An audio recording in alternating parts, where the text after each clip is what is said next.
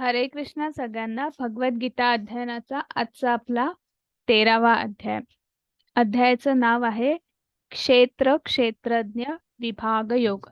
निसर्ग आनंद देणारा आणि चेतना.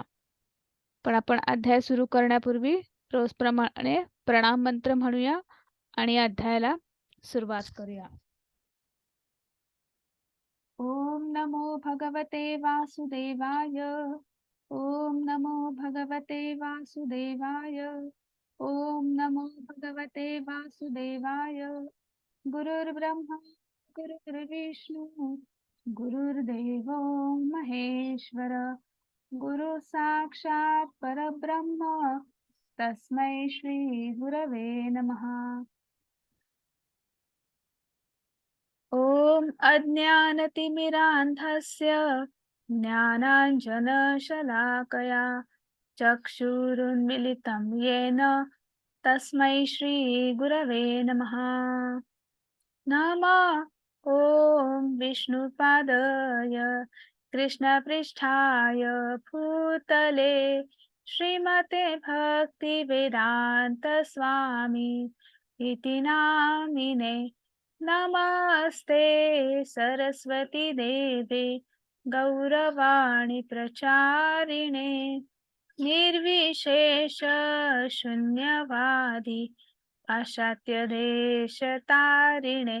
जय श्री कृष्ण चैतन्य प्रभो नित्यानंद श्री अद्वैत गदाधर शिवासादि गौरभक्तवृंद.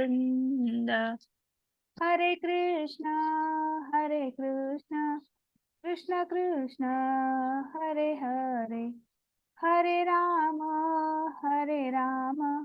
राम राम हरे हरे. हरे कृष्णा कृष्ण कृष्ण हरे हरे, हरे राम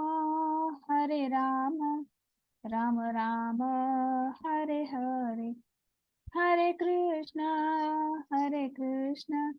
कृष्ण कृष्ण हरे हरे, हरे राम राम राम हरे हरे. हरे कृष्णा कृष्ण कृष्ण हरे हरे, हरे राम राम राम हरे हरे. हरे कृष्णा कृष्ण कृष्ण हरे हरे, हरे राम राम राम हरे हरे.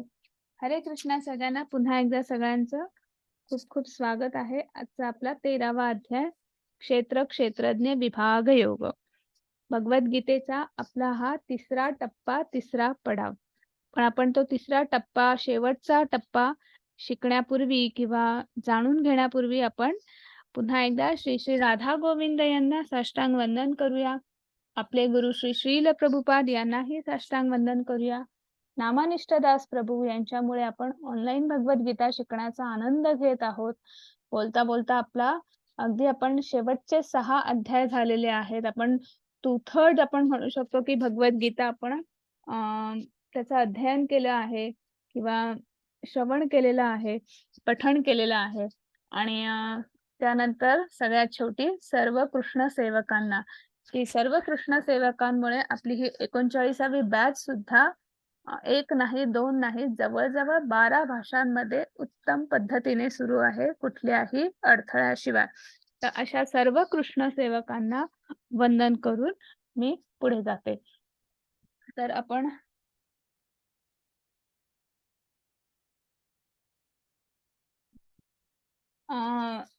मला आधी सांगा की भगवद्गीतेचे आपण 3 पडाव आहेत किंवा 3 टप्पे आहेत. तर पहिले 2 टप्पे किंवा पहिले 2 पडाव जे आहेत त्याचं नाव मला कोणी सांगू शकेल का? हरे कृष्ण.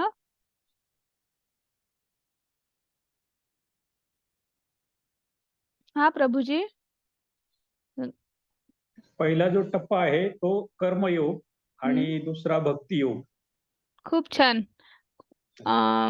इथे वसुधा माताजींनी सुद्धा भक्तियोग कर्मयोग चॅट बॉक्स मध्ये उत्तर दिलेलं आहे. खूप छान, खूप छान. आणि आजचा आपला हा तिसरा पडाव, तिसरा टप्पा सुरू होतोय. त्याचं नाव सांगू शकाल का? ज्ञानयोग. ज्ञानयोग. वसुधा माताजींनी तेच सांगितलं. खूप छान. हम्म. म्हणजे आपल्याला एक माहिती आहे की भगवद्गीता ही 3 भागांमध्ये विभागली गेलेली आहे. बरोबर? तर आपण भगवद्गीतेमधल्या पहिल्या 6 अध्यायांमध्ये काय मांडलं आहे किंवा काय, तर आता इथे थोडंसं आपण उजळणी करूया. भक्ती हा जर कळस असेल तर शेवटच्या 6 अध्यायात ज्ञान का मांडले आहे? असा एक कुठेतरी प्रश्न असेलच ना, कारण की सुरुवात आपण ज्ञानयोग आहे ना, म्हणजे आपल्याला अजून भगवंताबद्दलची माहिती किंवा जे काही ज्ञान जे आहे, मग ते शेवटच्या 6 अध्यायांमध्ये का मांडलं आहे? तर खरं तर संपूर्ण भगवद्गीता हीच एक भक्ती आहे. कारण की आपल्याला जर कुठल्याही अध्यायाचा बोध घेतला तर शेवटी काय आहे, की आपण आणि भगवंत याच्यातलं आपलं जे अतूट असं नातं आहे आणि ते ते ती ते नातं किंवा त्या भगवंतापर्यंत पोहोचण्यासाठीचा जो मार्ग जो आहे, तो मार्ग म्हणजे भक्ती किंवा कुठली ज्या मार्गातून आपण जाणार आहोत, तर आपण भक्ती मार्गातून जाणार आहोत. आणि मग पहिले 6 अध्याय कर्मातून भक्ती कशी मिळवायची यावर चर्चा करतात. मग ती वेगवेगळ्या पद्धतीने आपण भक्ती करू शकतो. मग मुळात कर्म काय आहे? मग कर्म करायचं म्हणजे आपण जे विहित कर्म आहे किंवा समाजाचे 4 भाग विभागणी केलेली आहे. गुणकर्मानुसार विभाजन केलेलं आहे. ब्राह्मण कर्म, क्षत्रिय कर्म आहे, वैश्य, शूद्र. तर ह्या प्रत्येकाचं आपापलं असं एक विहित कर्म आहे. मग ते कसं करायचं हे आपण कुठल्यातरी पहिल्या 6 अध्यायांमध्ये पाहिलं. आणि जो ते कर्म व्यवस्थित पद्धतीने पार पाडेल आणि त्या कर्मातूनच तो परमार्थ साधेल. म्हणजे कर्म करता करताच तो भक्ती करेल. हे कुठेतरी आपण पहिल्या 6 अध्यायांमध्ये पाहिलं. शेवटच्या 6 अध्यायांमध्ये ज्ञानाद्वारे ते कसे मिळवायचे याचं वर्णन केलेलं आहे. म्हणजे आपल्याला आपण पाहिलेलं आहे की कुठल्या 4 प्रकारचे भक्त भगवंताची भक्ती करतात किंवा भगवंताची आराधना, पूजा किंवा भगवंताला स्मरण करतात. मग आपण पाहिलेलं आहे अर्थार्थी, ज्ञानी आणि जिज्ञासू. त्यातले ज्ञानी आणि जिज्ञासू. तर जिज्ञासू म्हणजे काय, की ज्यांना जाणून घेण्याची इच्छा आहे. कोण आहे? भगवंत कोण आहेत? आपलं काय नातं आहे? आपण कोण आहोत? हे असं सगळं काहीतरी जाणून घेण्याची खूप इच्छा आहे, उत्कंठा आहे.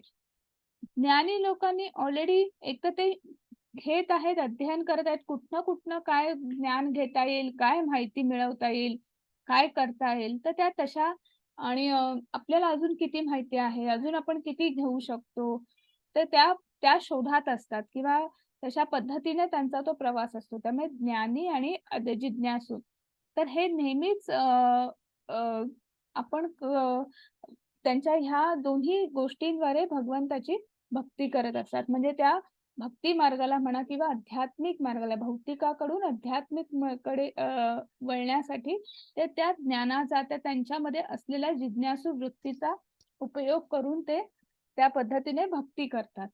आणि मग मधले 6 अध्याय जे आहेत ते भक्तीचीच चर्चा करतात. म्हणजे मधले 6 जे अध्याय जे आहेत, म्हणजे जर आपण एखादं सँडविच जर खाल्लं असेल, तर आपल्याला वर ब्रेड आहे, खाली ब्रेड आहे. त्याला आपण चटणी, बटर दोन्ही साइडला लावतो. पण मध्ये जी असते, मध्ये आपण सलाड ठेवलेलं असतं, भाजी ठेवलेली असते. म्हणजे जो चविष्ट पदार्थ जो आहे, तो मध्ये असतो.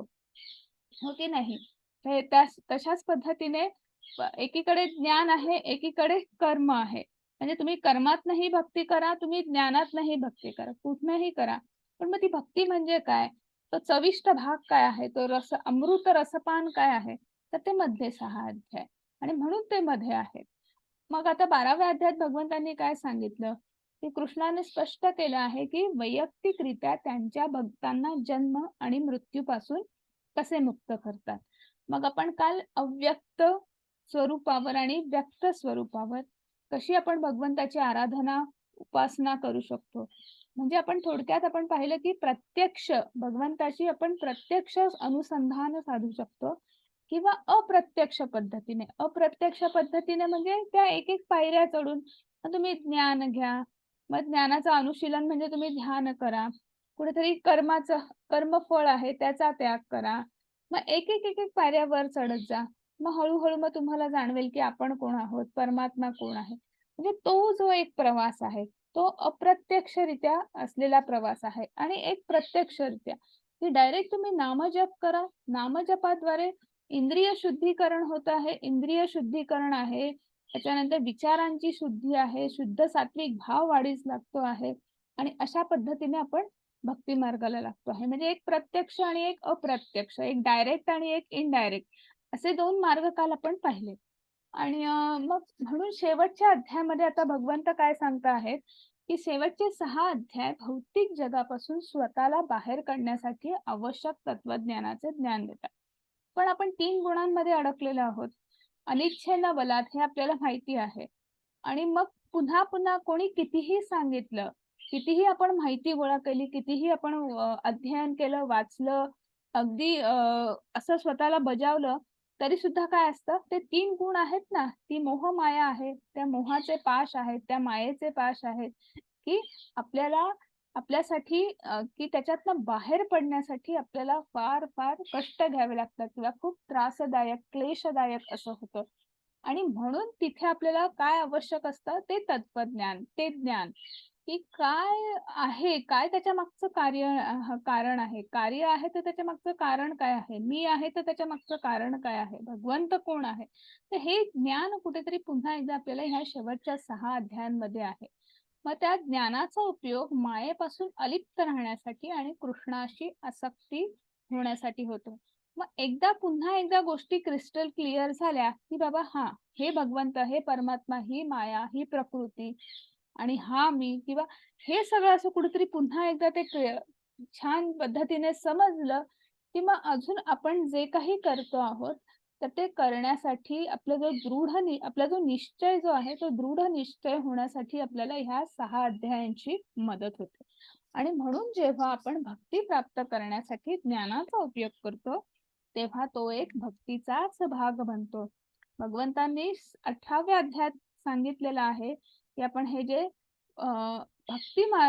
भक्तीने आपण म्हणजे आपण जे ज्ञानाद्वारे, अध्ययनाद्वारे आपण जे हा जो भगवद्गीतेचा अध्ययन करतो आहे, म्हणजे आपण एका प्रकारे बुद्धी मार्गाने किंवा बुद्धीने आपण भगवंताची पूजाच करतो आहोत. आपण 18व्या अध्यायात तो श्लोक बघणार आहोत. आता आपण लगेच पुढे जाऊया. तर आजच्या अध्यायामध्ये आपल्याला काय बघायचं आहे, तर आजच्या अध्यायामध्ये पुन्हा अर्जुनाचे 6 प्रश्न आहेत. की अर्जुन प्रश्न विचारत आहेत, प्रकृती म्हणजे काय? पुरुष काय आहे? क्षेत्र कोण आहे? क्षेत्रज्ञ, ज्ञान आणि ज्ञानाचे ध्येय काय आहे? तर हे कुठेतरी आपल्याला आजच्या अध्यायामध्ये बघायचं आहे. भगवंतांनी समर्पक उत्तरं सुद्धा दिलेली आहेत. तर आपण लगेच वळूया. हरे कृष्ण माताजी. हरे कृष्ण.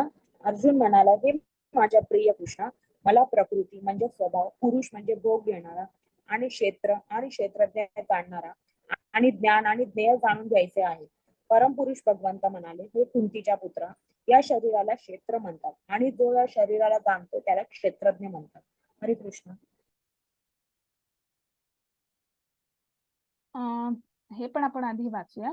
1 मिनिट मी श्लोक वाचते, मग तुम्ही अनुवाद घ्या. क्षेत्रज्ञं चापि मा विद्धि सर्वक्षेत्रेषु भारत. क्षेत्रज्ञयो ज्ञानं यज्ञानं मतं मम. हरे कृष्ण. हरे कृष्ण. हे भारत, मी सर्व शरीरांमधील सुद्धा क्षेत्रज्ञ असल्याचे तू जाण आणि हे शरीर आणि त्याच्या क्षेत्रज्ञाला जाणणे म्हणजे ज्ञान होय, असे माझे मत आहे. हरे कृष्ण. हरे कृष्ण.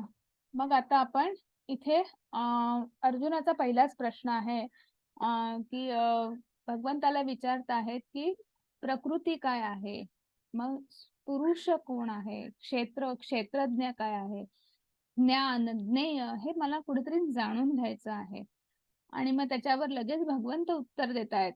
आतापर्यंत आपण बघितलेलं आहे की अर्जुनाचा प्रश्न, प्रिय भक्ताचा, लाडक्या भक्ताचा प्रश्न, लाडक्या शिष्याचा प्रश्न आहे आणि असं होतच नाही की भगवंतांनी उत्तर दिलं नाही किंवा आणि म्हणून त्याच तत्परतेने भगवंत पुढे सांगत आहेत की हे कुंतीच्या पुत्रा, शरीराला क्षेत्र म्हणतात आणि जो या शरीराला जाणतो त्याला क्षेत्रज्ञ असं म्हणतात.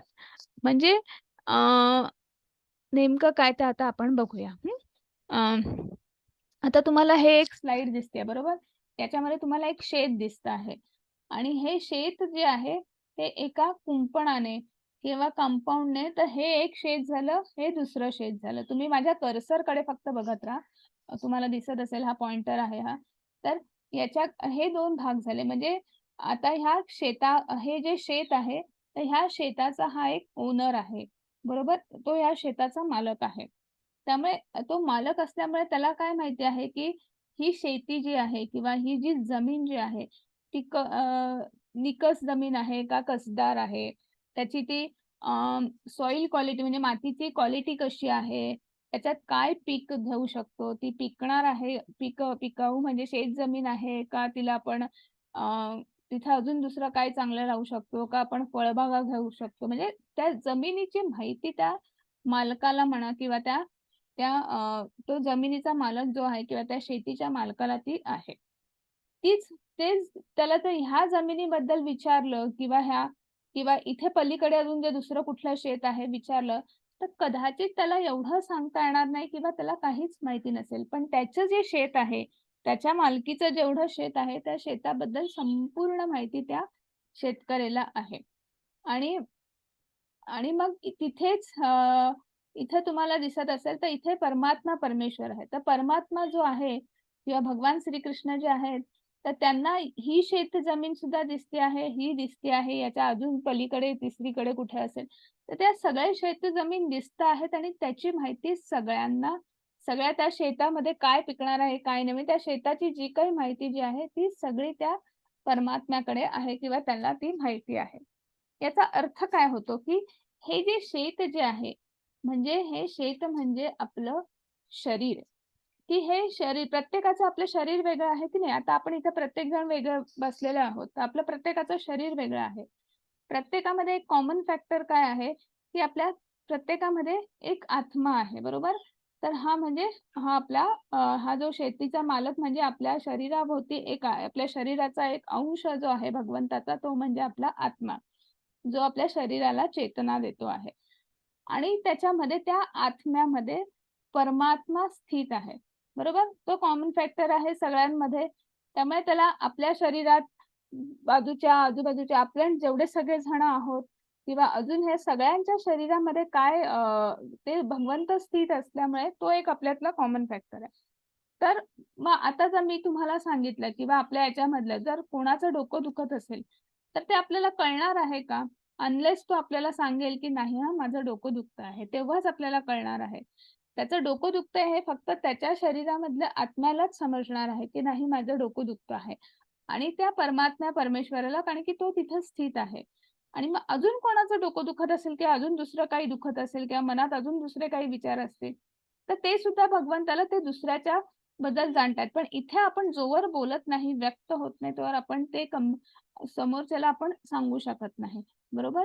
म्हणजे इथे सांगायचा मुद्दा असा आहे, की हे प्रत्येकाचं शरीर जे आहे, हे वेगळं आहे. बरोबर? पण आत्मा जो आहे, म्हणजे प्रत्येकाला भगवंतांनी एक वेगळं क्षेत्र, एक वेगळं शरीर दिलेलं आहे.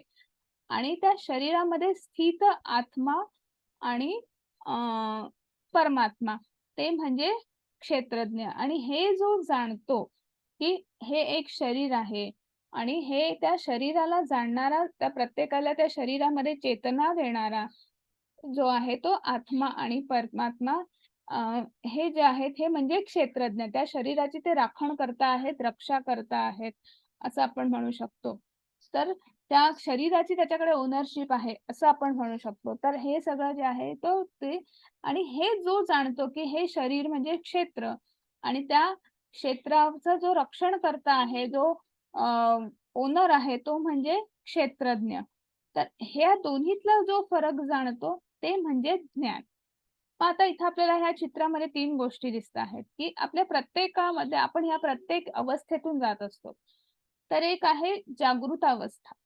मग आता तुम्ही पहिलं जर वरचं चित्र पाहिलं, तर त्याच्यामध्ये हा ऑफिसमध्ये काम करतो आहे, एकीकडे फोनवर बोलतो आहे, दुसरीकडे काम सुरू आहे. आणि मग त्याचा आता स्थूल शरीर, सूक्ष्म शरीर आणि आपलं आत्मा, परमात्मा हे सगळे जागृत अवस्थेमध्ये आहेत आणि सगळं त्याचं सुरू आहे काम. एकीकडे फोनवर बोलणं आहे, कुठेतरी दुसरीकडे काही हातामध्ये सिगरेट आहे, ऑफिसचं काम सुरू आहे, सगळं सुरू आहे. सगळेजण जागृत आहेत. आपलं शरीर जे क्षेत्र जे आहे ते सूक्ष्म शरीर आणि स्थूल शरीर ह्या 2 गोष्टींपासून ते आपलं क्षेत्र आहे, बरोबर? मग आता हे दुसरं चित्र आहे. याच्यामध्ये काय दिसतं आहे, की तुमचं स्थूल शरीर जे आहे ते झोपलं आहे. तुमचं सूक्ष्म शरीर जे आहे ते असं विचार करत आहे आणि मग ते विचार कुठेतरी तुम्हाला त्या पिक्टोरियल फॉर्म मध्ये म्हणजे तुम्हाला तो प्रसंग म्हणा किंवा तुम्ही जे काही विचार जे करता आहात तर ते तुम्हाला ते तुमच्या समोर ते विचार तयार होत आहेत किंवा एक छान चित्रीकरण त्याचं तुम्हाला दिसत आहे ज्याला आपण स्वप्न असं म्हणतो, बरोबर? हो की नाही? की आपल्या मनातले जे काही विचार आहेत ते कुठेतरी आपल्यावर उमटत असतात आणि मग आपल्याला स्वप्न दिसतं. मग ही झाली स्वप्नावस्था, की जिथे सूक्ष्म मन जे आहे ते जागृत आहे. आत्मा परमात्मा तर जागृतच आहे, पण आणि स्थूल शरीर झोपलेलं आहे. तिसरी आहे, ही जी आहे ही निद्रावस्था, गाढ निद्रा. याच्यामध्ये काय आहे, की आपलं स्थूल शरीर झोपलेलं आहे, सूक्ष्म शरीर झोपलेलं आहे आणि छान आराम पडलेला आहे, दोघंही झोपलेले आहेत. फक्त आत्मा परमात्मा जे काय आहेत जागृत आहेत. तर ही झाली निद्रावस्था. आपण ह्या तिन्ही अवस्थांमधनं आपण सगळेजण प्रत्येक सामान्य माणूस जात असतो. चौथी आहे तुर्य. तुर्य म्हणजे चतुर्थ, चौथी अवस्था. ती आपल्यासाठी नाही, ती साधकांसाठी, योगींसाठी. तर त्याच्यामध्ये तुमचे हे की त्या तुरीय अवस्थेमध्ये आपलं सगळे सूक्ष्म शरीर, स्थूल शरीर हे सगळ्या आत्मा, परमात्मा सगळे जागृत जरी असले तरी आपण त्या आध्यात्मिक ट्रान्समध्ये असतो किंवा आपण त्या आध्यात्मिक अनुभूतीमध्ये असतो. तर ती तुरीय अवस्था आहे. तर ती आपल्या सामान्यांसाठी नाही. तर हे जे जाणतो हे आहे ज्ञान, असं भगवंत सांगता आहेत. इथं अजून एक उदाहरण द्यायचं झालं तर आपल्याला आपले पंतप्रधान जे आहेत, बरोबर? तर पंतप्रधान आपण जे आहोत की आपलं सपोज प्रत्येकाचं एक शेत आहे तर आपला मालकी हक्क किंवा आपलं हे ते फक्त त्या आपलं जेवढं शेत आहे, जेवढा एकर म्हणा किंवा जेवढं आपली जमीन आहे तेवढ्यापुरतंच आपलं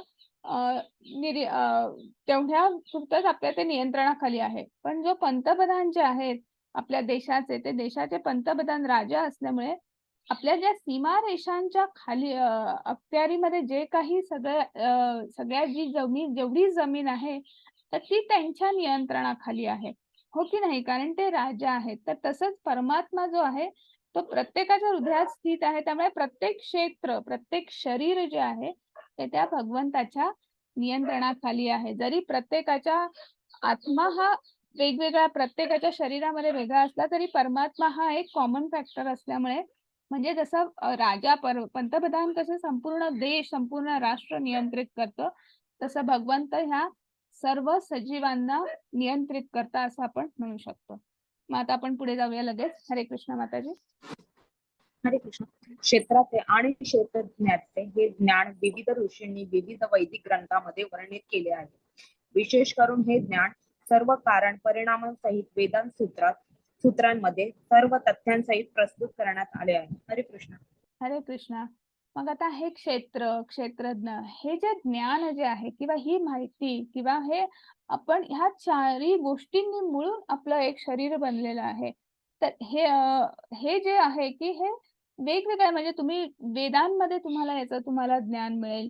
तुम्हाला प्रत्येक ऋषीमुनींनी जे काही ज्ञान ग्रहण केलेलं आहे, संकलन केलेलं आहे आणि त्यानुसार त्यांनी जी काही ग्रंथ संपदा उभारलेली आहे, आपल्याला जो वाङ्मयीन वारसा दिलेला आहे, तर त्या प्रत्येकामध्ये त्यांनी हे विस्तृत पद्धतीने सांगितलेलं आहे, की सूक्ष्म शरीर काय आहे, स्थूल शरीर काय आहे, मग आत्म्याचं कसं नियंत्रित करतो, मग परमात्मा कसं नियंत्रित करतो आणि हे सगळं खूप छान पद्धतीने मांडलेलं आहे, सोप्या पद्धतीने, सोप्या शब्दात मांडलेलं आहे आणि हे जे आहे, हे ज्ञान आहे असं भगवंत म्हणतात, की मुळात आपण कोण आहोत? हे शरीर आपल्या भोवती आहे.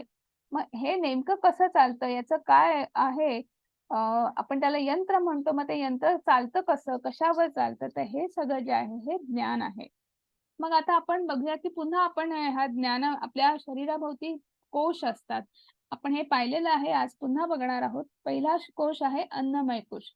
अन्नमय कोशामध्ये काय होत आहे, की ही एकदम म्हणजे आपण म्हणू शकतो, की आपण जर भक्ती मार्गावर आहोत किंवा एखाद्या भक्ताचा प्रवास कसा असतो बघूया, की तो जो अन्नमय कोशापर्यंत असेल म्हणजे त्याला संपूर्ण किंवा भगवंत किंवा भक्ती याचं खूप कमी प्रमाणामध्ये ज्ञान असतं किंवा जवळ-जवळ नसतं. असं आपण म्हणू शकतो, की भगवंताची जाणीव फारशी नसते.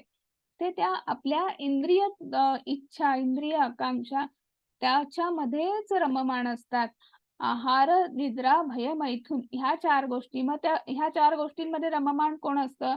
पक्षी, प्राणी आणि काही मनुष्य प्राणी सुद्धा ह्या 4च गोष्टींमध्ये रममाण असतात. आपल्याला मनुष्य जन्म मिळाला आहे म्हणून आपण वेगळं काहीतरी त्याच्यापेक्षा कळलं पाहिजे तर नाही. ते त्या प्राण्या-पक्ष्यांप्रमाणेच जगत असतात.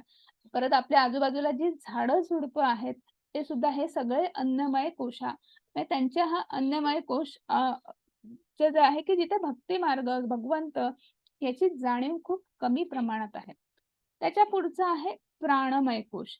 मग प्राणमय मध्ये काय आहे, की एक थोडंसं त्याच्यापेक्षा थोडी एक टप्पा वर, एक लेव्हल वर, एक पायरी वर आपण म्हणू शकतो, की जिथे भगवंत कोणीतरी आहे. म्हणजे एवढी जाणीव निश्चित आहे. भगवंत, आपण कोणीतरी आहोत. ह्या 2 गोष्टींमधला फरक काहीतरी दिसतो आहे, जाणवतोय, की आपण त्या भगवंताचे अंश आहोत किंवा भगवंत परमात्मा काहीतरी आहे. आपण कोणाचे अंश आहोत. म्हणजे एक अगदी काय म्हणू शकतो, की मिनिमम लेव्हलचं जे रिअलायझेशन आहे किंवा भगवंताचं मान्यता म्हणा, विश्वास म्हणा, की हे असे जे सगळे जे आहेत, हे प्राणमय कोशामध्ये आहे. त्याच्यानंतर आहे मनोमय कोश. मग किंवा ज्ञानमय कोश असंही आपण म्हणू शकतो. मग त्याच्यामध्ये थोडंसं ह्या दोन्ही गोष्टींपेक्षा थोडासा वरचा टप्पा आहे. मग इथे आतापर्यंत आपले फक्त ज्ञानेंद्रिय आणि कर्मेंद्रिय हेच कार्यरत होते. ह्या दोन्ही कोशांमध्ये. आता त्याच्यापेक्षा थोडासा वरचा टप्पा. मन आणि बुद्धी ह्या दोन्ही गोष्टी त्या ज्ञानेंद्रिय, कर्मेंद्रियाबरोबर कार्यरत आहेत. आणि मग तिथे आपल्याला थोडंसं अ, आपण कोण आहोत? भगवंत कोण आहेत? परमात्मा काय आहे? भक्ती काय आहे?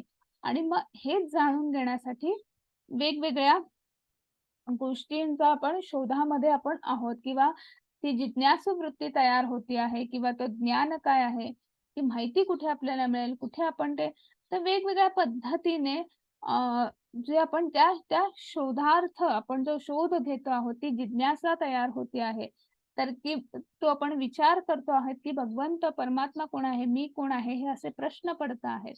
तर हा म्हणजे आपल्या मनातले जे शुद्ध सात्विक भाव जे आहेत, ते कुठेतरी प्रकट होत आहेत, कुठेतरी त्या विचारांना चालना मिळते आहेत. तर असे सगळे जे आहेत, हे ज्ञानमय कोशामध्ये आहे. त्याच्या पुढचा टप्पा आहे विद्यामय कोश. मग त्याच्यामध्ये काय आहे, की जो आपल्या मनामध्ये जे विचार प्रकट झालेले आहेत, म्हणून त्याच्यासाठी आपण काही अध्ययन करायचा प्रयत्न करतो आहे किंवा करतो आहे. तर याच्यामध्ये मन, बुद्धी ह्या चांगल्या पद्धतीने कार्यरत आहेत आणि अगदी फुल फोर्समध्ये असं आपण म्हणू शकतो. आणि मग याच्यामध्ये आपल्याला भगवंताबद्दलची जाणीव किंवा भगवंतासाठी जाण्यासाठी मला भक्ती मार्गाचा अवलंब करायचा आहे किंवा मला कोणीतरी सांगितलं आहे, चला 16 अक्षरी मंत्र म्हणा, नामजप करा. तिथे सुरुवातही होतीये नामजपाला. तर हे असे जे सगळे जे आहेत किंवा असा जो भक्त जो आहे तो विज्ञानमय कोशामध्ये आहे.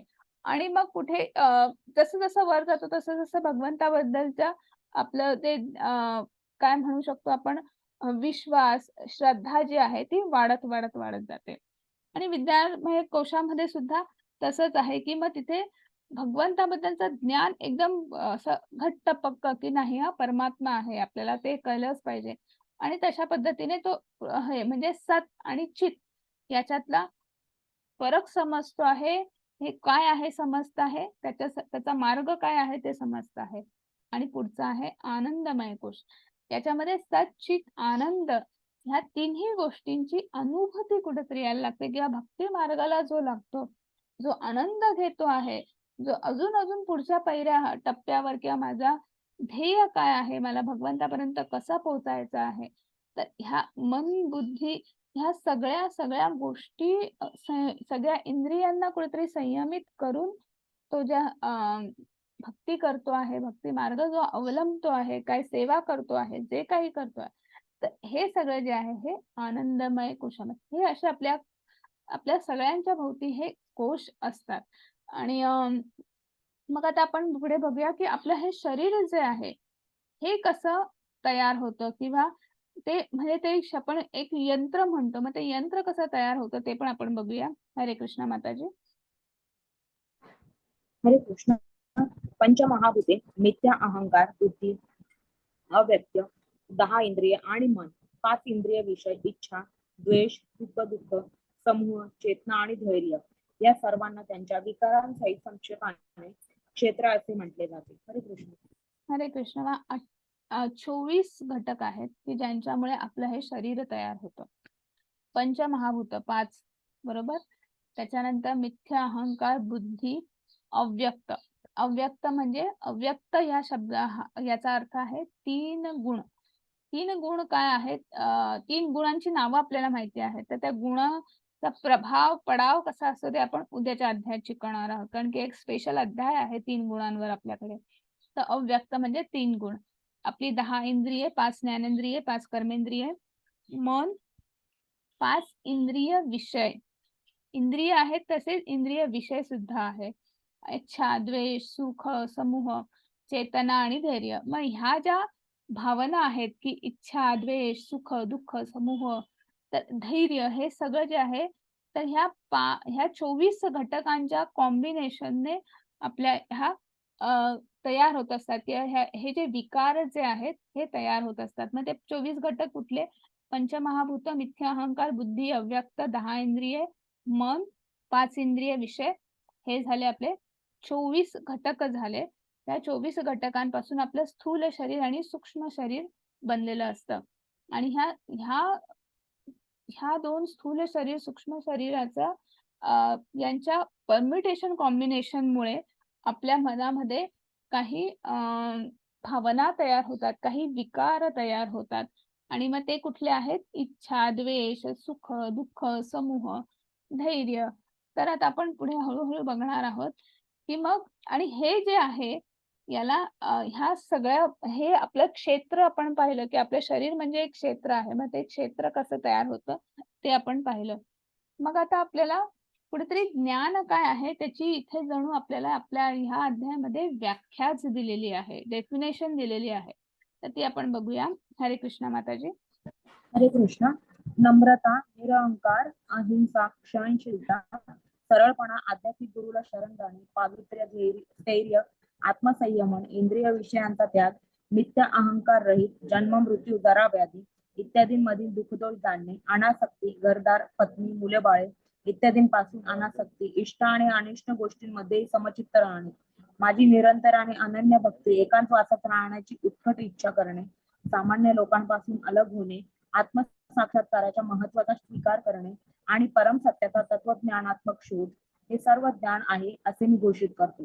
या व्यतिरिक्त जे काही आहे ते सारे अज्ञानच आहे. हरे कृष्ण. हरे कृष्ण. मग ही ज्ञानाची व्याख्या जणू भगवंतांनी दिलेली आहे. 13.8 ते 13.12 हे जे श्लोक आहेत याच्यामध्ये भगवंतांनी जणू ती ज्ञानाची व्याख्या दिलेली आहे. आणि याच्या व्यतिरिक्त जे काही आहे ते सगळं अज्ञान आहे. हा फरकही इथे ते सांगत आहेत. आपण एक एक करून बघूया.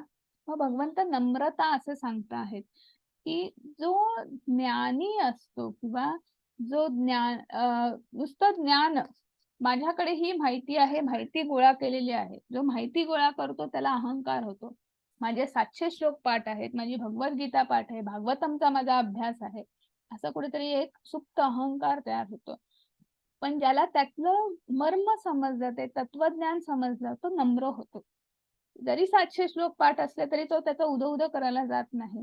तो त्याच्या जीवनशैलीत त्या श्लोकांमध्ये काय म्हटलेलं आहे, त्या श्लोकांचा अर्थ काय आहे आणि तो मी माझ्या जीवनशैलीमध्ये कसा मी बदल घडवू शकतो, कसे मी माझ्या इंद्रियांवर नियंत्रण आणू शकतो, कसं मी माझ्या आजूबाजूच्यांना सांगू शकतो, त्याचं महत्व पटवून देऊ शकतो, हे जे आहे हे ज्ञानाने येणारी ही नम्रता आहे.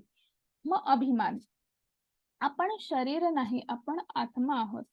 हे जेव्हा म्हणजे माझी ओळख काय आहे, मी कोणीतरी, हे माझं नाव आहे, मी आहे, मी याची मुलगी आहे, मी याचा मुलगा आहे, तर याची सून आहे, याचा सासू आहे, ही माझी ओळख नाही. माझी ओळख काय आहे, मी एक आत्मा आहे. आत्मा म्हणजे एक मी त्या परमात्म्याचा एक अंश आहे चिरंतन असा सनातन असा अंश आहे. तर ही जेव्हा आपली ओळख आहे एवढं समजतं, तर तेव्हा जो मान, अपमान, अभिमान, अहंकार, आदर हे सगळं जे आहे हे त्या शरीराचं आहे. शरीर नष्ट झालं की ते सुद्धा त्या सगळ्या गोष्टी त्याच्यासोबत नष्ट होणार आहेत. माझ्यासोबत काय उरणार आहे? तर माझा आत्मा जो चिरंतन आहे. तर त्याचा कसला मान, त्याचा कसा सन्मान. तर हे जो जाणतो त्याला निश्चितच अभिमान नसतो, अहंकार नसतो, अहिंसा.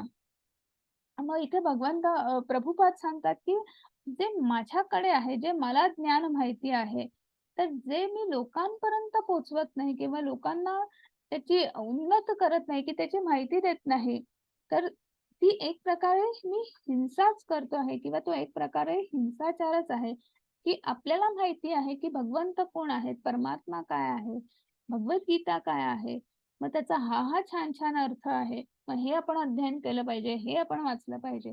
आणि जे हे आपल्याला माहिती आहे, पण आपण ते दुसऱ्यांना शेअर करत नाही आहोत, सांगत नाही आहोत. त्या त्या ज्ञानामध्ये आपण उन्नत करत नाही आहोत. ही एक प्रकारची हिंसाच आहे. आपण दुसऱ्याला कृष्ण भावना भावित जीवन जगण्यासाठी आपण प्रेरित करत नाही आहोत. तर ही एक प्रकारची हिंसा आहे.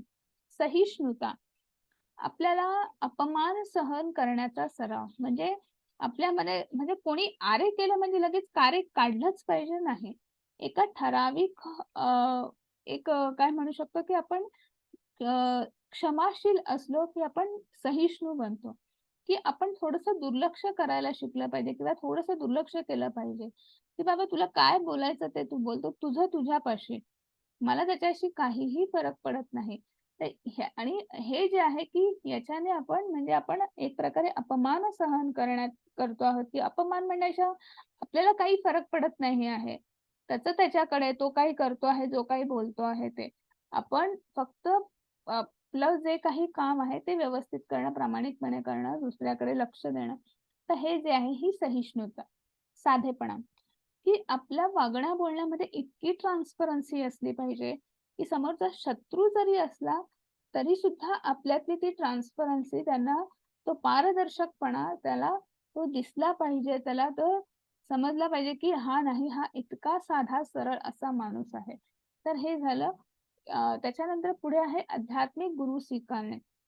मग ह्याची गरज का आहे? आध्यात्मिक गुरूंची गरज का आहे? की आपल्याला माहिती आहे, की कर्मणोऽपि बोधव्यम म्हणजे आपलं हे कर्म जे आहे ते इतकं गुंतागुंतीचं आहे, की आपल्याला काय योग्य आणि काय अयोग्य ह्याचीच आपल्याला जाणीव नाही आहे, की आज असं आत्ताच आपण अर्जुनाचंच उदाहरण घेतलं तर अर्जुनाला असं वाटतं आहे, की हे सगळे माझेच आहेत.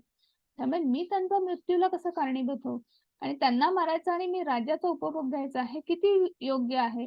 म्हणजे हे कुठेतरी अर्जुनाला वाटतं आहे. म्हणजे योग्य अयोग्याची जाण जी आहे, ती कुठेतरी अ, समजत नाही आहे आणि म्हणून त्यांनी भगवंतांना गुरु केलेला आहे. तसंच आपल्याही बाबतीत आयुष्यामध्ये असे काही प्रसंग घडत असतात, की नाही समजत. असं वाटतं, की जे योग्य आहे ते अयोग्य वाटतं, जे अयोग्य आहे ते योग्य वाटतं. असे निर्णायक प्रसंग असतात, अशा गोष्टी समोर येतात, तेव्हा आपल्याला गुरूंची किंवा मार्गदर्शनाची गरज असते. आणि ते जर आध्यात्मिक गुरु असले आणि आध्यात्मिक गुरु म्हणजे जे परंपरेतून आलेले आहेत. आता ते परंपरेत नाही का आलेले किंवा कुठल्या परंपरा हे आपण ऑलरेडी बघितलेलं आहे. तर निश्चितच आपल्याला योग्य निवड करायला, मार्ग आपल्याला सोप्पा करायला त्यांची मदत होते. स्वच्छता. मग आपण जे नामजप करतो, तर आपल्या कालच आपण पाहिलं की नामजपाने, भक्ती मार्गाने आपलं इंद्रिय शुद्धीकरण होतं. हो की नाही? आपण या भौतिक जगतामध्ये आहोत, तर आपल्या प्रत्येक इंद्रिय जे आहे, त्या अशुद्ध आहे किंवा विशुद्ध विचार किंवा त्याच्या ज्या इच्छा, आकांक्षा, आसक्ती ज्या आहेत, त्या एक प्रकारच्या विशुद्धी आहे. आणि त्या शुद्धीकरणाचं काम जे आहे, ते नामजप करत असतं. स्नानादी कर्म, शौचादी कर्म ती आपल्याला बाह्य स्वच्छता करायचीच आहे. पण अंतर्गत स्वच्छता आपल्याला नामजप करत असतो. हो की नाही? त्यामुळे ते एक स्वच्छता झाली. मग स्थैर्य, स्थिरता. आध्यात्मिक जीवनामध्ये प्रगती करण्याचा निश्चय. स्थिरता केव्हा येते, की मला माहिती आहे मला काय करायचं आहे. माझा गोल निश्चित आहे. टार्गेट निश्चित आहे. आपल्याला आता माहिती आहे, की आपलं ध्येय काय आहे? त्या भगवंताच्या वैकुंठ धामापर्यंत जाणं.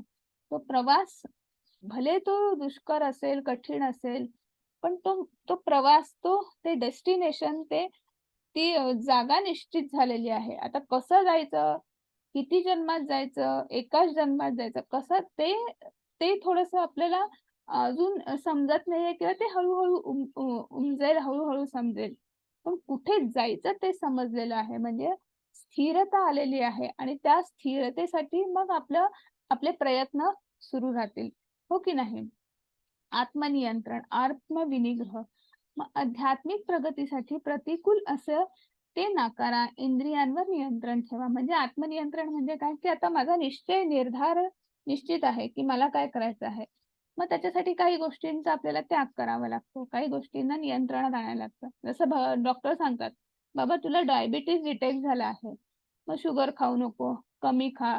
चहामध्ये शुगर क्यूब्स घे." चहा तर घ्यायचाच नसतो, पण म्हणजे जर काही गोड पदार्थ खाल्ला तर मग त्याच्यात इतकंच टाकायचं किंवा जरी खाल्लं तरी एवढा व्यायाम झाला पाहिजे. म्हणजे आपण कुठेतरी नियंत्रण आणतो, कुठेतरी गोष्टी टाळतो. तसंच आता आपल्याला माहिती आहे, की आपली प्रगती होण्यासाठी काय-काय गोष्टी ज्या आहेत, की जसं आपल्याला टाळायच्या आहेत, तर ते आत्मनियंत्रण, इंद्रिय वस्तूंचा त्याग. तसंच जसं आपण अ, ज्या गोष्टी म्हणजे इंद्रियांवर नियंत्रण आणतो म्हणजे बऱ्याच गोष्टींचा त्याग करायला म्हणे. आता आपण बघा उठतो आणि मॉलमध्ये जातो. अन् गरज नसताना आपण एवढं शॉपिंग करतो, एवढी खरेदी करतो. काहीच गरज नसते. दुकानात जातो, हे दिसलं टाकलं ट्रॉलीत, ते दिसलं टाकलं ट्रॉलीत, फिरत राहिलं. म्हणजे याच्याने काय होतं आहे, की आपण अनावश्यक अशा आसक्तींच्या पुन्हा-पुन्हा मोहात पडतो आहे. त्याच्यापेक्षा ज्या गोष्टी जेवढ्या गरजेच्या आहेत, तेवढ्याच गोष्टी, बाकी सगळ्या गोष्टींचा त्याग करणं. खोट्या अहंकाराची अनुपस्थिती. म्हणजे पुन्हा तेच, की मी शरीर आहे, मी कोणीतरी, मी कर्ता आहे. म्हणजे आपण जेव्हा हे लक्षात घेतो, की भोक्तारम यज्ञ तपसा म्हणजे कर्ता करविता कोणीतरी वेगळाच आहे. त्याच्या आनंदासाठी आपल्याला करायचं आहे. हे जेव्हा जाणतो, तेव्हा काय होतं, की आपल्यातला मीपणा कुठेतरी कमी होतो. हे जो जाणतो हे म्हणजे आपला अहंकार जो आहे, आपला सुप्त अहंकार जो आहे तो आपोआपच कुठेतरी कमी होतो. हो की नाही?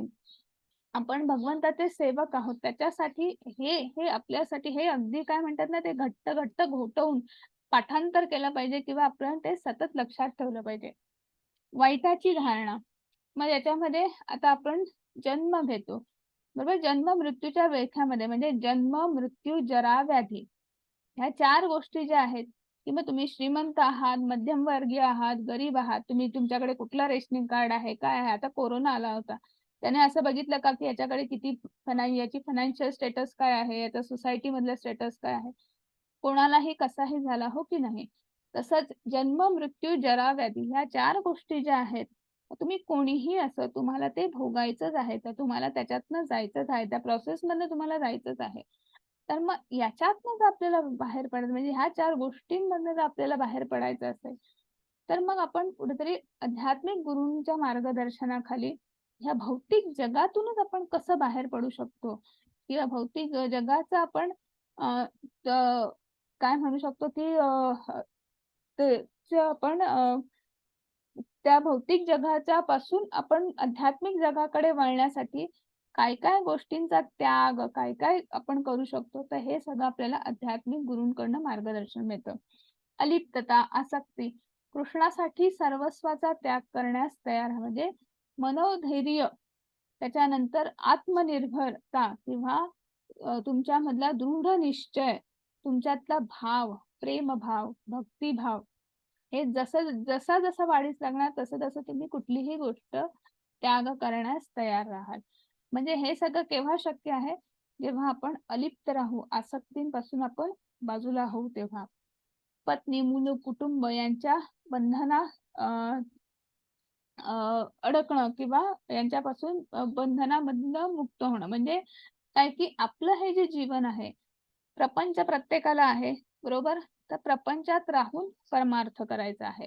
मग आपला प्रपंच हा कृष्ण भावना भाविक प्रपंच करता आला पाहिजे, की आपले हे आता जे आत्ताच्या आपल्या जीवनामध्ये आपले जे आई-वडील आहेत, जे बायको, नवरा, मुलं, मुली, सुना, नातवंड आत्ताच्या आपल्या ह्या जीवनामध्ये या जन्म आणि मृत्यूच्या मधल्या कालावधीमध्ये जे आपल्या अवतीभोवती जे आपल्या कुटुंबीय आहेत, तर ते कुटुंब त्या जबाबदाऱ्या सांभाळण्यासाठी, ते पेलवण्यासाठी आपल्याला ते करता करता म्हणजे कृष्ण भावना भावित जीवन म्हणजे आपण प्रपंच करता करता परमार्थ करायचा आहे. म्हणजे आपण तर ते भावनेमध्येच पुढे जायचं आहे, पण त्याचबरोबर आपण आपल्या कुटुंबियांना सुद्धा आपण घेऊन जायचं आहे. ठीक आहे. मग पुढे आहे अगदी चित्तवृत्ती.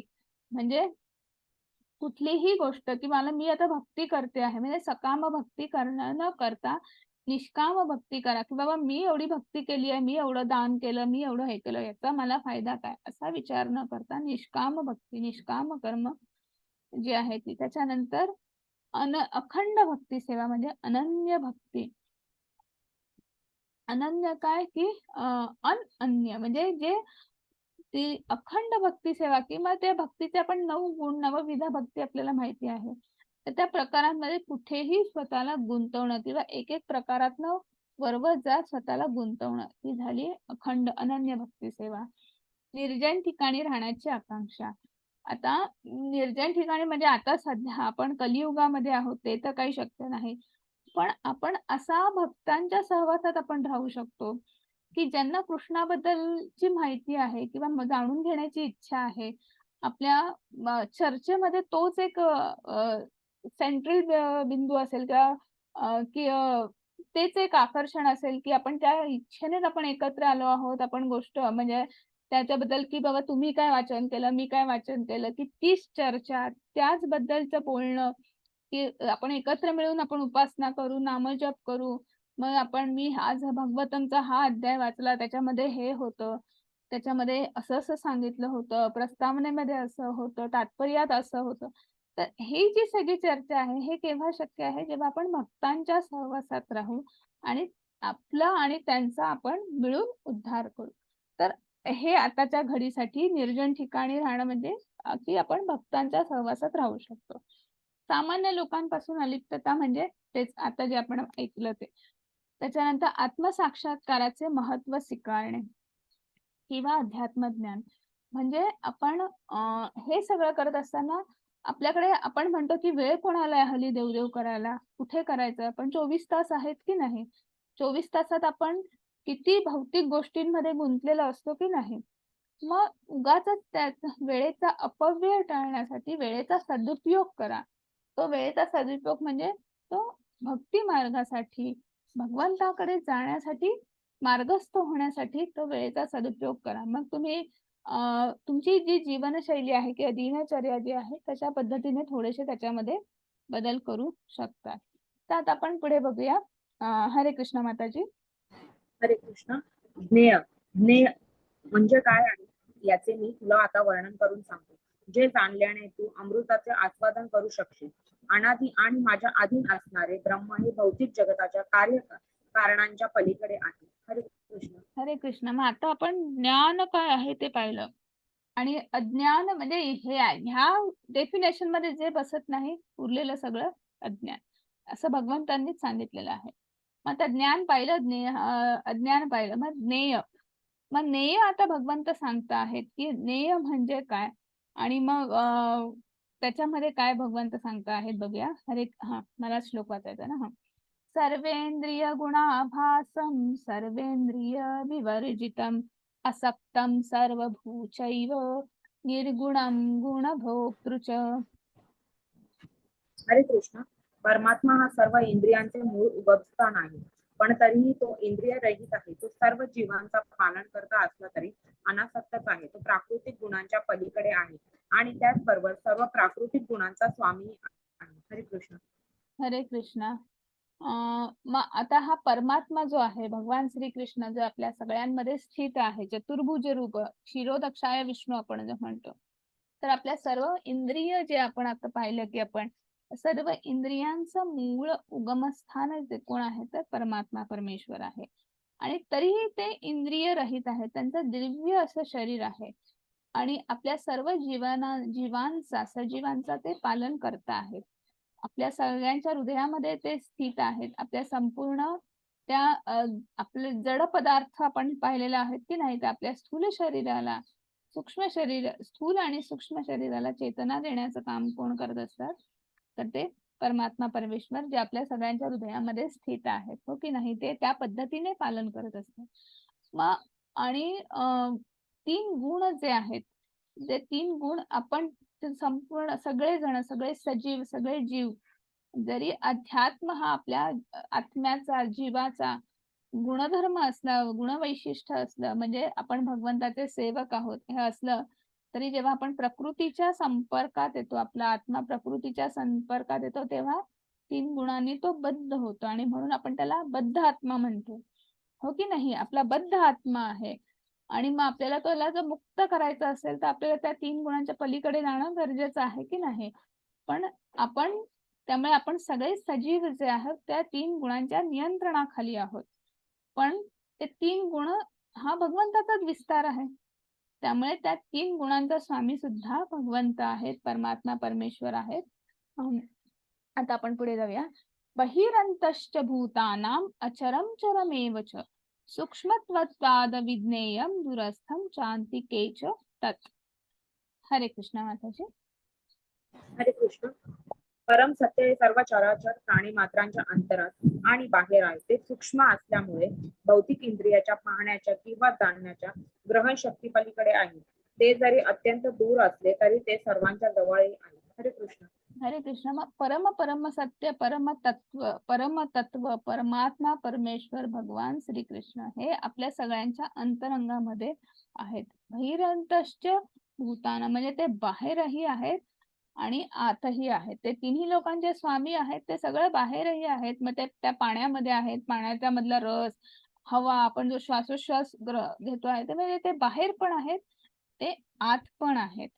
आपल्या अंतरंगात सुद्धा आहेत आणि आपल्या बाहेर सुद्धा आहेत. आणि मग असे जे आहेत ते आपल्या कुठल्याही शक्तीच्या पलीकडे आहेत किंवा आपल्या समजण्याच्या ग्रहण शक्तीच्या पलीकडे आहेत आणि प्रत्येक ठिकाणी आहेत आणि प्रत्येक इंद्रियाचं पालन पोषण ते करत असतात. म्हणजे ते आपल्यापेक्षा दूरही आहेत. ते दूर याच्यासाठी आहेत की आपण ते पाहिलेलं आहे, तुम्हाला आठवत असेल तर, आपण गाडीने प्रवास करायला निघालेलो आहे, पण ते आपल्याला ते झाड दिसत नाही, त्या झाडावरचा पक्षी दिसत नाही. आपण ते पाहिलं आहे की नाही चित्र? जसं जसं जवळ जवळ जाऊ, जसं जसं आपला आध्यात्मिक प्रवास वाढत जाईल, जसं जसं जाऊ तसं तसं आपल्याला भगवंताचा आपल्याला साक्षात्कार होणार आहे. पण त्यासाठी आपल्याला तो आध्यात्मिक प्रवास, ते आपल्याला त्या झाडापर्यंत जाणं, त्या डोंगरापर्यंत जाणं गरजेचं आहे. तेव्हा आपल्याला त्या डोंगरावरचं झाड, पक्षी दिसेल की नाही. तसंच आपल्याला आता आपल्याला परमात्मा आपल्याला एक ऊर्जेचा स्रोत दिसतो आहे. जसं जसं जवळ जाऊ किंवा जसं जसं आपलं आध्यात्मिक उन्नती वाढत जाईल, तसं तसं आपल्याला तो आत्मसाक्षात्कार होईल किंवा भगवंताचं दर्शन होईल. इथे तुम्हाला एक छोटंसं चित्र दिसतं आहे. त्या चित्रामध्ये जर तुम्ही पाहिलं तर परीक्षित महाराज जे आहेत, ते जेव्हा त्यांच्या मातेच्या उदरामध्ये होते, म्हणजे उत्तरा त्यांची आई आणि अभिमन्यू त्यांचे वडील, बरोबर? तेव्हा अभिमन्यू यांचा मृत्यू झाला आणि म्हणजे जेव्हा युद्ध संपलं म्हणजे की कौरवांकडचं कोणीही जीवित नव्हतं आणि अश्वत्थामा हा जो होता, अश्वत्थामा कृपाचार्य वगैरे, तर हेच एक आहेत, तर हेच लोक होते. त्यांनी अश्वत्थामाने तर काय म्हणू शकतो आपण, त्या पांडवांच्या मुलांना सुद्धा म्हणजे मारलं होतं रात्री झोपेमध्ये, पांडव समजून वगैरे. तर अशा पद्धतीने ते आपला जो क्रोध जो आहे ते व्यक्त करत होते. आणि ते द्रोणाचार्य यांचे पुत्र असल्यामुळे त्यांनी अनेक त्यांच्याकडे विविध दिव्य आयुध अशी होती किंवा वेगवेगळे अस्त्र किंवा ब्रह्मास्त्र, दिव्यास्त्र असे होते. आणि पांडवांवर अत्यंत क्रोध असल्यामुळे त्यांनी एक दिव्यास्त्र जे आहे ते सोडलं आणि ते कोणावर सोडलं, ते कोणावर चालवलं, तर मातेच्या उदरामध्ये असलेला परीक्षित महाराज त्यांच्यावर चालवलं. आणि मग त्यांचं रक्षण करण्यासाठी भगवान श्रीकृष्ण जे आहेत त्यांनी त्यांचं रक्षण कसं केलं, तर त्या परीक्षित राजा, ते सुद्धा एक जीव आहेत की नाही, मातेच्या उदरात जरी असला तरी, तर त्यांच्यामध्ये स्थित असलेला जो क्षीरोदक्षाय विष्णू जो आहे, तर तो क्षीरोदक्षाय विष्णू बाहेर आला आणि त्यांनी ते दिव्यास्त्र जे आहे किंवा त्यांनी त्या दिव्यास्त्रापासून ह्या परीक्षित राजांचं रक्षण केलेलं आहे त्या मातेच्या उदरामध्ये. तर असं की आपल्या भगवंत जे आहे ते भक्ताचं रक्षण तुम्ही कुठेही असो, मग ते कसं रक्षण करतात तर आपल्यामध्येच अंतरंगामध्ये स्थित आहे. तर तेच आपल्या बाहेर येऊन, आणि म्हणून भगवंत म्हणतायत की मी अंतरंगातही आहे, मी बाहेरही आहे. आणि ते आपल्या भक्तांची रक्षण असं सर्वत्र कुठेही करत असतात. फक्त आपल्याला ते दिसत नाहीत, आपल्याला ते दूर वाटतात, पण ते आपल्या सगळ्यात जास्त जवळ आहेत. आणि मग आता आपण पुढे बघूया. हरे कृष्ण माताजी. हरे कृष्ण. सर्व प्रकाशमान वस्तूंमधील प्रकाशाचे उगम तो आहे. तो भौतिक अंधकाराच्या अतीत आहे आणि अव्यक्त आहे. तो ज्ञान आहे, तोच ज्ञेय आहे आणि ज्ञानाचे ध्येय आहे. तो सर्वांच्या हृदयात स्थित आहे. हरे कृष्ण. हरे कृष्ण. मग आता इथे भगवंत आपल्याला सांगायचं की भगवंत सगळ्यांच्या हृदयात स्थित आहेत. मग भगवंत कोण आहेत? की ते भगवंत बद्दल जाणणं तेच ज्ञान आहे, तेच ज्ञेय आहे, म्हणजे त्यांच्यापर्यंत पोहोचणं, आणि तेच ज्ञानाचं ध्येय आहे. आपण असं म्हणू शकतो की आपल्याकडे सर्व ऊर्जेचा किंवा प्रकाशाचा स्रोत किंवा त्याचा उगम जो आहे ते म्हणजेच भगवंत आहेत. भौतिक सृष्टीमधला अंधकार जो आहे किंवा जे अव्यक्त जे आहे तर त्यातला जो तिथे येणारा प्रकाश किंवा प्रकाशाचा स्रोत म्हणजेच भगवंत आहे. आपण रोज प्रार्थना करतो, ओम अज्ञान तिमिरांधस्य ज्ञानांजन शलाकया. आपलं अज्ञान रूपी जो अंधकार आहे तो ज्ञानांजन शलाकया, म्हणजे शलाका म्हणजे किरण. तर ज्ञानारूपी किरणाने माझ्या अज्ञानरूपी अंधकाराला दूर करण्यासाठी आपण प्रार्थना करतो की नाही. तर तो अज्ञानरूपी अंधकार दूर करण्यासाठी जो ज्ञानाचा जे ज्ञानरूपी किरण जो आहे तर ते ते तो किरण म्हणजे ते ज्ञान.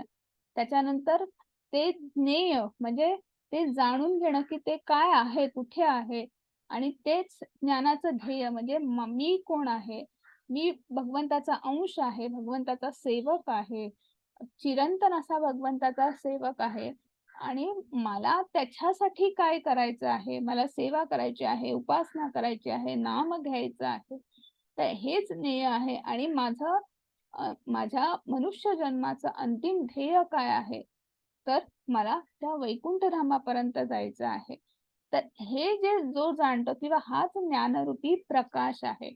आणि मग ते ते म्हणजे कोण आहे, की कोणापर्यंत पोहोचायचं आहे, की परमात्मा परमेश्वर कोण आहे, तर तो आपल्या सगळ्यांच्या हृदयामध्ये स्थित आहे. म्हणजे आत्म साक्षात्कार म्हणजे बाहेरून आपण आतमध्ये डोकावून त्या अंधकारात बाजूला सारून जो प्रकाशमय आपल्यामध्ये जो जी चेतना किंवा जो सच्चिदानंद स्वरूप जे भगवंताचं आहे की त्याचा शोध घेणं म्हणजेच ज्ञान, ज्ञेय आणि ज्ञानाचं ध्येय, त्याचाच आपल्याला शोध घ्यायचा आहे. आपण आता लगेच पुढे जाऊया. काय झालं? हा, हरे कृष्णा माताजी. हरे कृष्ण. अशा प्रकारे क्रियाकल्पांचं क्षेत्र म्हणजे शरीर, ज्ञान आणि ध्येय हे मी थोडक्यात वर्णन केले आहे. केवळ माझे भक्त ते पूर्णपणे समजून घेऊ शकतात आणि अशा प्रकारे माझ्या स्वभावाची प्राप्ती करू शकतात. हरे कृष्ण. हरे कृष्णा. मग आता इथं अशा प्रकारे इथे भगवंत काय सांगताहेत की ज्ञान, ज्ञेय, क्षेत्रज्ञ ह्याचं वर्णन आता आतापर्यंतच्या आपल्याला श्लोकांमध्ये केलेलं आहे. आणि केवळ जे माझे भक्त जे आहेत तेच हे समजू शकतात आणि माझ्या स्वभावाची म्हणजे भगवत धामाची प्राप्ती करू शकतात. मग आता पुढे जाऊया. हरे कृष्ण. हरे कृष्ण. भौतिक प्रकृती आणि जीव हे दोन्ही अनादि असल्याचे जाण.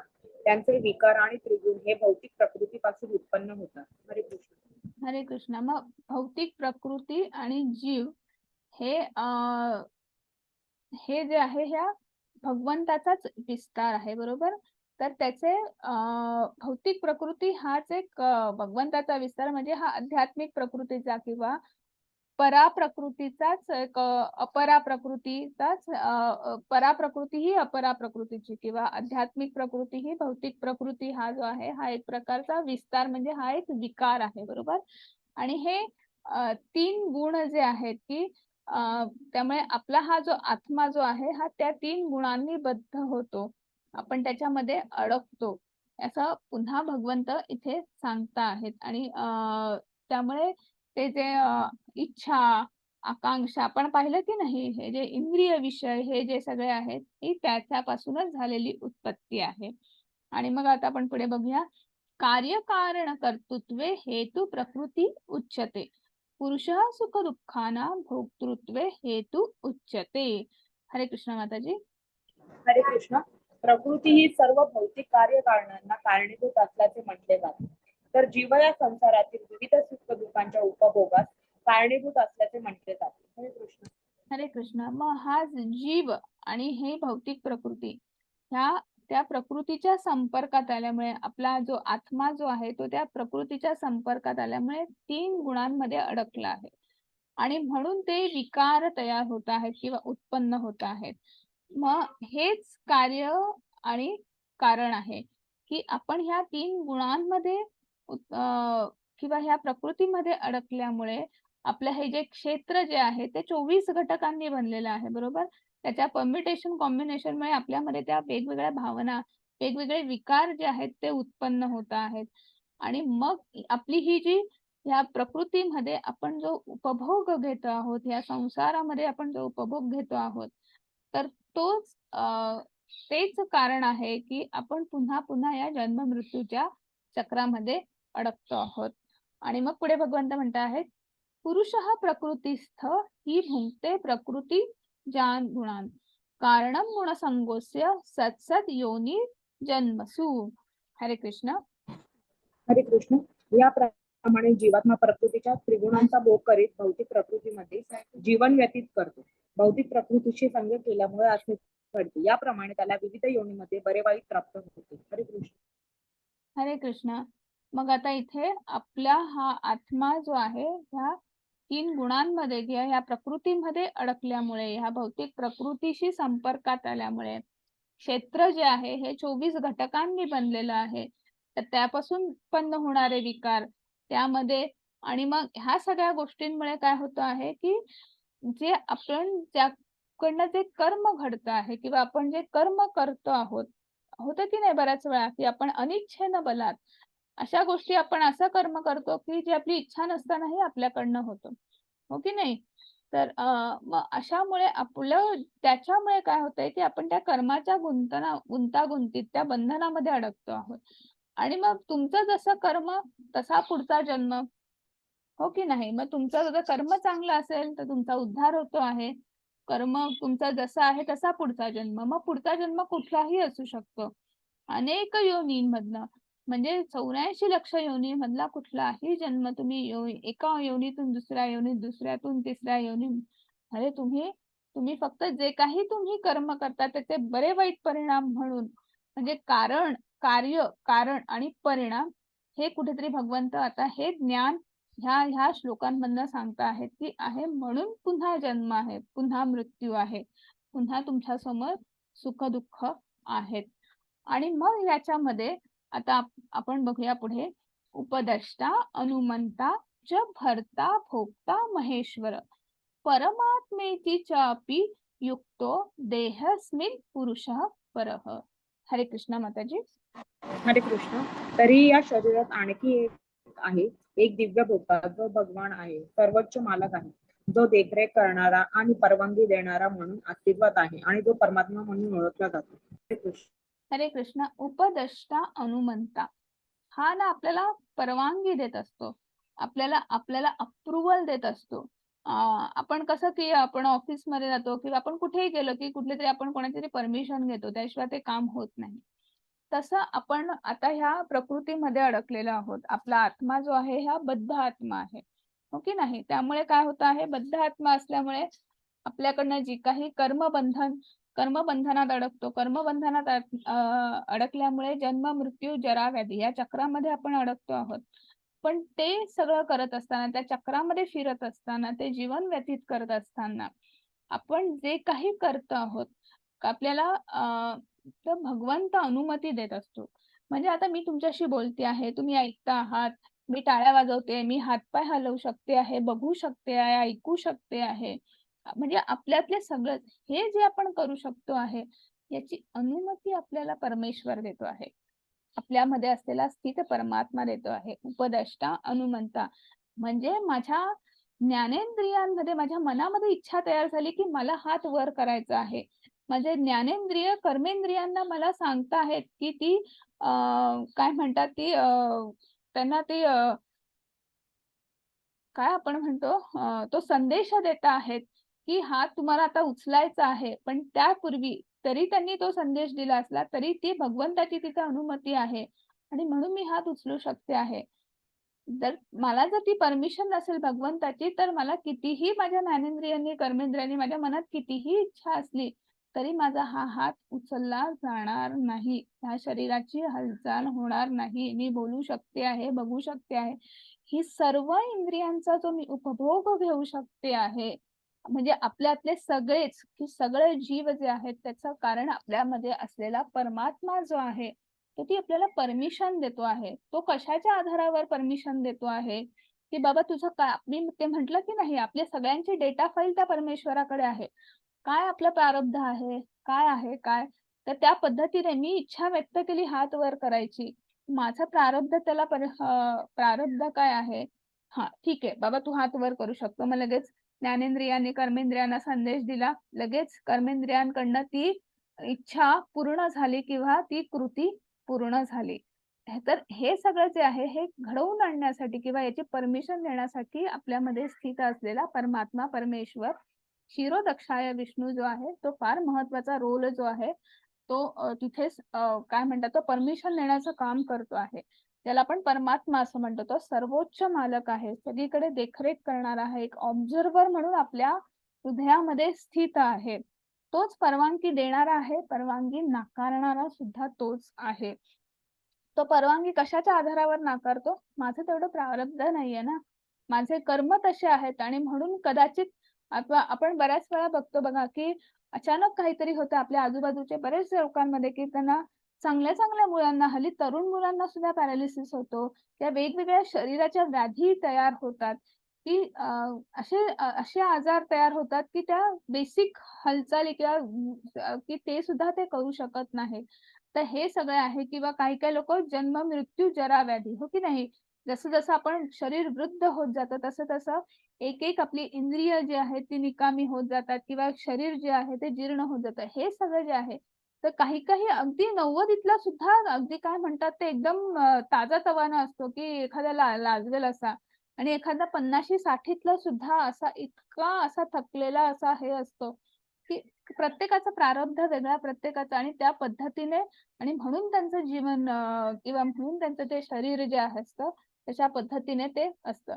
आणि म्हणून म्हणजे ह्या सगळ्या गोष्टींसाठी परमात्मा परमेश्वर परवानगी देत असतो की तुम्ही काय करता आहात, तुमच्या शरीर तुमच्या जीवनामध्ये तुम्ही कुठल्या कुठल्या गोष्टींवर सामोरं जाता आहात किंवा हे, तर ह्या सगळ्या गोष्टींची अनुमती देणारा एक असतो परमात्मा परमेश्वर. आणि मग पुढे आपण बघूया. हरे कृष्णा माताजी. हरे कृष्ण. जो भौतिक प्रकृती, जीव आणि त्रिगुणांचे विकार या संबंधीचे तत्व जाणतो त्याला निश्चितच मोक्षप्राप्ती होते. त्याची वर्तमान स्थिती कशीही असली तरी त्याचा या ठिकाणी पुनर्जन्म होत नाही. हरे कृष्ण. मग आता हे जो जाणतो की भौतिक प्रकृती, जीव, त्रिगुण आणि हे सगळं जो जाणतो आणि त्या पद्धतीने त्याची तो जीवनशैली बदलतो किंवा काय, तर निश्चितच तो मोक्ष प्राप्ती करू शकतो आणि त्याचा मग पुनर्जन्म होत नाही असं भगवंत सांगता आहेत. आणि मग त्याच्यासाठी वेगवेगळ्या गोष्टी आहेत. तर मग हरे कृष्ण माताजी. हरे कृष्ण. काहींना ध्यानाद्वारे, काहींना ज्ञानाच्या अनुशीलनाद्वारे तर काहींना निष्काम कर्माद्वारे म्हणजे फलदायी इच्छांशिवाय परमात्म्याचा साक्षात्कार होतो. मग ते जसं त्या ज्या गोष्टी त्यांना माहिती आहेत मग ते वेगवेगळ्या पद्धतीने, मग कोणी प्रत्यक्षरित्या, कोणी अप्रत्यक्षरित्या, म्हणजे प्रत्यक्षरित्या म्हणजे भगवंताचं नाम घेऊन भक्ती मार्गाने भगवंतापर्यंत पोहोचण्याचा प्रयत्न करतात. काही ध्यानाने, ज्ञानाच्या अनुशीलनाने, निष्काम कर्माद्वारे, जसं टप्प्याटप्प्याने, पायरी पायरीने, अप्रत्यक्ष मार्गाने आपण परमात्म्याचा साक्षात्कार किंवा त्या परमात्म्यापर्यंत पोहोचण्याचा प्रयत्न करतात, प्रयत्नशील असतात. हरे कृष्ण. हरे कृष्ण. पुन्हा असे काही लोक आहेत जे आध्यात्मिक ज्ञानात परिचित नसले तरी इतरांकडून ऐकून परमपुरुषाची पूजा करू लागतात. अधिकाऱ्यांकडून ऐकण्याच्या त्यांच्या प्रवृत्तीमुळे ते जन्म मृत्यूचा मार्गही ओलांडतात. हरे कृष्ण. हरे कृष्णा. मग बऱ्याच वेळा असा विचार आपल्या मनात येतो की बापरे, मी तर काहीच केलं नाही, मग मी तर असं करतो, मग मी भगवंताची भक्ती करू शकेल का वगैरे.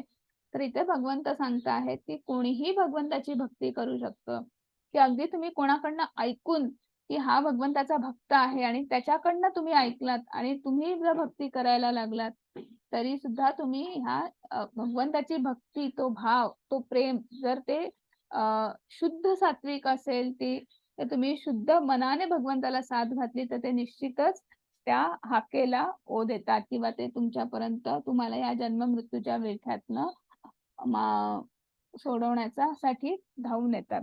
हरे कृष्णा माताजी. हरे कृष्ण. हे भरतर्षभ, चर आणि अचराचे तू जे काही अस्तित्व पाहत आहेस ते क्षेत्र आणि क्षेत्रज्ञ यांच्या केवळ संयोगापासून निर्माण होते हे जाण. हरे कृष्ण. हरे कृष्ण. मग इथं पुन्हा एकदा भगवंत सांगत आहेत की जे 24 घटक आहेत, क्षेत्र आणि क्षेत्रज्ञ यांच्या संयोगापासून ते निर्माण होतं. म्हणजे चर आहे, अचर, आपल्या आजूबाजूला भौतिक अस्तित्वामध्ये किंवा भौतिक प्रकृतीमध्ये जे काही आहे ते सगळे जीव, तर हे सगळे त्या क्षेत्र आणि क्षेत्रज्ञाच्या संयोगापासून होत आहेत. आणि मग म्हणून भगवंत पुढे लगेच जाऊन सांगत आहेत, समम सर्वेषु भूतेषु तिष्ठन्तं परमेश्वरं विनश्यन्तस्व विनश्यन्त यः पश्यति स पश्यति. हरे कृष्ण. जो मनुष्य सर्व देहांमध्ये जीवात्म्याला साथ देणाऱ्या परमात्म्याला पाहतो आणि जो जाणतो की नश्वर देहामधील आत्म्याचा आणि परमात्म्याचा कधीही विनाश होत नाही, तो यथार्थ रूपाने पाहतो. हरे कृष्ण.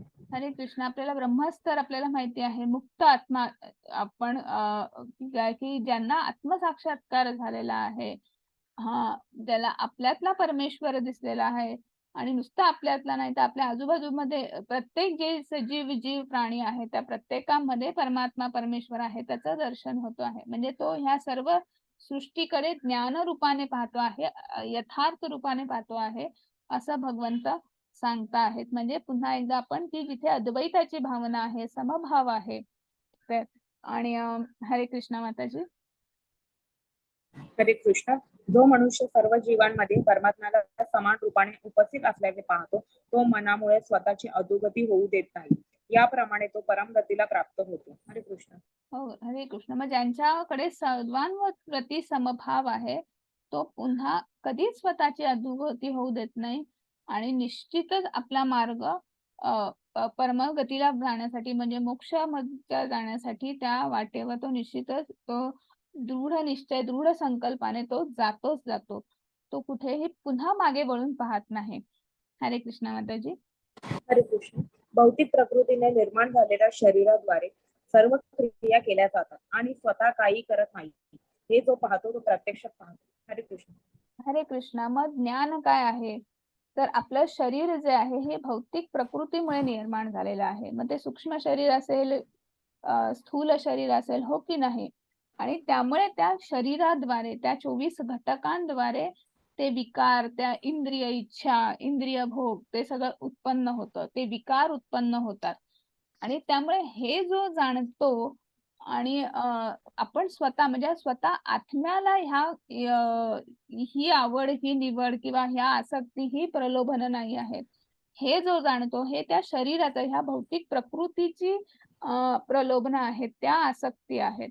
ह्या गोष्टी इतक्या क्रिस्टल क्लिअर किंवा इतक्या म्हणजे हे दोन वेगळे प्रकार आहेत, माझा आत्मा, माझं भौतिक शरीर आणि त्याच्या इंद्रिय विषय, त्याच्या इच्छा, आणि याला कुठलाही आसक्ती नाही, याला एकच आसक्ती आहे, ती फक्त कृष्णाची, भगवंताची आसक्ती आहे. हे जो जाणतो आणि तशा पद्धतीनं त्याची जीवनशैली असते किंवा कार्य करतो, कर्म करतो, तो प्रत्यक्षात पाहतो, असं इथे भगवंत पुन्हा एकदा सांगता आहेत. आणि मग पुढे जाऊन भगवंत म्हणता आहेत की आपलं आता तुम्हाला या चित्रामध्ये दिसत आहे की नाही, तुम्हाला क्षितिज दिसत आहे. क्षितिजामध्ये कसं असतं की पृथ्वी आणि आकाश एकमेकांमध्ये मिसळलेले आहेत असं दिसतं आपल्याला, तो भास आहे, हो की नाही. ते एखाद्या मृगजळासारखा तो आभास आहे, पण त्या प्रत्यक्षात मिसळलेले असतात का? तसंच जसं आकाश त्याच्या सूक्ष्म स्वरूपामुळे सर्वव्यापी असूनही कोणत्याही गोष्टीत मिसळत नाही, त्याचप्रमाणे ब्रह्मसृष्टीमध्ये स्थित असलेला आपला आत्मा शरीरात वसलेला असला तरी तो शरीरात मिसळत नाही. म्हणजे आपल्याला असं वाटतं की ह्या 24 घटकांनी बनलेल्या स्थूल आणि सूक्ष्म शरीरामध्ये आपला आत्मा मिसळून राहिलेला आहे, पण तसं नाही आहे. तो त्या शरीरापासून तो कधीही मिसळत नाही. तो त्या शरीरापासून वेगळाच आहे. आपला आत्मा आणि त्यामध्ये स्थित असलेला परमात्मा, ह्या दोन्ही गोष्टी त्या आपल्या त्या स्थूल आणि सूक्ष्म शरीरापासून ह्या विभिन्न आहेत, ह्या वेगळ्या आहेत.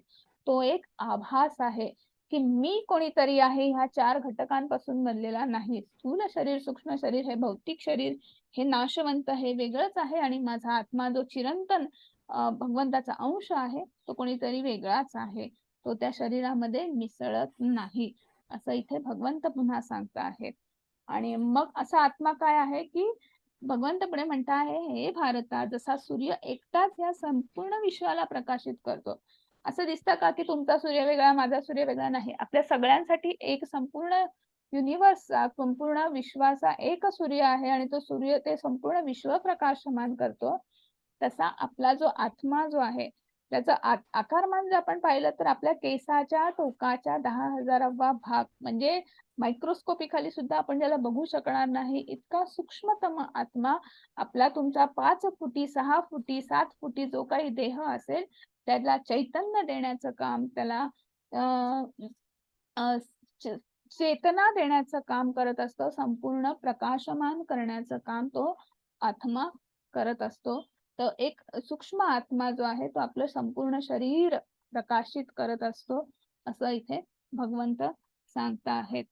आणि मग जो हे बघतो, जे ज्ञानाच्या चक्षुने क्षेत्र आणि क्षेत्रज्ञ यांच्यातील फरक पाहतात, भौतिक प्रकृतीच्या बंधनातून मुक्तीची प्रक्रिया देखील समजू शकतात, ते निश्चित परमध्येयापर्यंत पोहोचतात. मग ज्याला माहिती आहे की क्षेत्र काय आहे, क्षेत्रज्ञ कोण आहे, मग आपण कोण आहोत, भौतिक प्रकृती काय आहे, आणि मग हे जे सगळं माहिती आहे, सगळ्या गोष्टी सगळ्या वेगळ्या आहेत, हे जे फरक ज्याला माहिती आहेत, तर तो निश्चितच परमध्येयापर्यंत. मग परमध्येय काय आहे, ज्ञेय काय आहे, आपल्या सगळ्या गोष्टींचं आपल्याला तात्पर्य काय आहे, सारांश काय आहे, की त्या वैकुंठ धामापर्यंत, त्या मोक्षधामापर्यंत पोहोचणं, त्या परमात्मा परमेश्वराला शरण जाऊन भक्ती मार्गाने आपण त्या भगवंतापर्यंत पोहोचणं, भगवत धामापर्यंत पोहोचणं, म्हणजे हे जो समजतो तो निश्चितच परमध्येयापर्यंत पोहोचू शकतो. आणि मग आपण आजच्या अध्यायात काय पाहिलं की अर्जुनाचे 6 प्रश्न, प्रकृती काय आहे, ज्ञान काय आहे, क्षेत्रज्ञ काय आहे, मग त्याचं वर्णन कुठेतरी आज भगवंतांनी सांगितलेलं आहे. मग ते ज्ञान प्राप्त करण्याची प्रक्रिया, मग ज्ञानम म्हणजे काय, प्रकृती आणि पुरुष यांच्यामध्ये आपला देह, आपला आत्मा कसा अडकतो, मग त्याचं कारण, आणि मग आपण पुन्हा कसं त्या 84 लक्ष योनीमध्ये कसं पुन्हा पुन्हा जन्माला येतो, हे भगवंत आज आजच्या आपल्या अध्यायामध्ये सांगता आहेत.